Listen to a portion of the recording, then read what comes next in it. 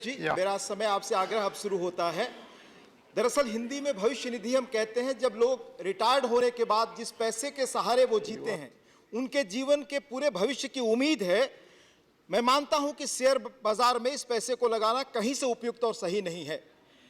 मैं 5 सवाल आपके माध्यम से माननीय श्रम मंत्री से करना चाहूंगा कि श्रम मंत्रालय पहले हमेशा उसने इस मूव का विरोध किया, किन कारणों में, किन हालातों में श्रम मंत्रालय ने इस पैसे को शेयर मार्केट में इन्वेस्ट करने पर अपनी सहमति दी है।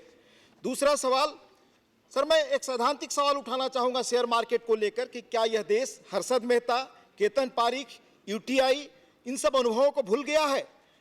तीसरा सवाल कि आज रोजगार घट रहे हैं, कल ही मैंने पढ़ा कि आईटी इंडस्ट्री के रोजगार और तेजी से घटने वाले हैं, मिडिल रैंक के लोगों को अवसर नहीं मिल रहा। 2 करोड़ रोजगार आपने प्रतिवर्ष देने की बात की थी, लगातार रोजगार की संख्या घट रही है और जो थोड़े बहुत मामूली ऑर्गेनाइज सेक्टर में लोग हैं उनके भविष्य निधि के फंड से आप अगर स्पेकुलेटिव बाजार में खेलते हैं तो आप एक तरह से सामाजिक तनाव को समाज में आमंत्रित कर रहे हैं। एक नौकरी नहीं दे रहे हैं और जो लोग जिनको भविष्य निधि जिनका पैसा है उसको सुरक्षित बाजार में डाल रहे हैं, तो आप देश को सामाजिक तनाव के हालात में ले जा रहे हैं। मेरा तीसरा सवाल है कि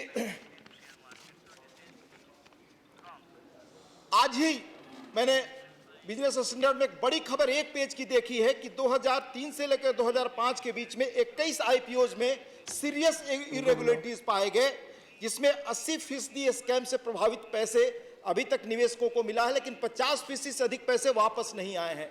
जब सेबी इतना तत्पर है, कई इस तरह के कानून आए हैं जिस पर हर्षद मेहता, केतन पारीख जैसे लोगों की संख्या न बढ़े, वैसे वारदात न हो, वो कोशिश हो रही, तब भी ये घटनाएं हो रही हैं। क्या ऐसे माहौल में जब हमें सोशल सिक्योरिटी के और कदम बढ़ाना चाहिए, तब इस पैसे को स्पेकुलेटिव मार्केट में लगाना कहीं से सही नहीं है?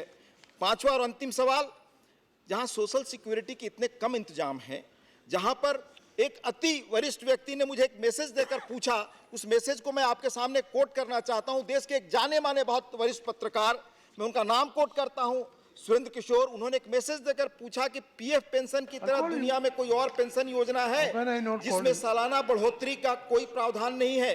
मुझे 2005 में इस मद में 1046 रुपए मिलने शुरू हुए, आज भी उतनी ही राशि मिल रही है। ये हमारी सोशल सिक्योरिटी की हालत है। ऐसी स्थिति में 90% लोग जब ऑर्गेनाइज सेक्टर में है, थोड़े बहुत जो ऑर्गेनाइज सेक्टर में उनके पेंशन फंड से सरकार न खेले, यह आत्मघाती कदम है। यह मेरा आपसे निवेदन है। धन्यवाद।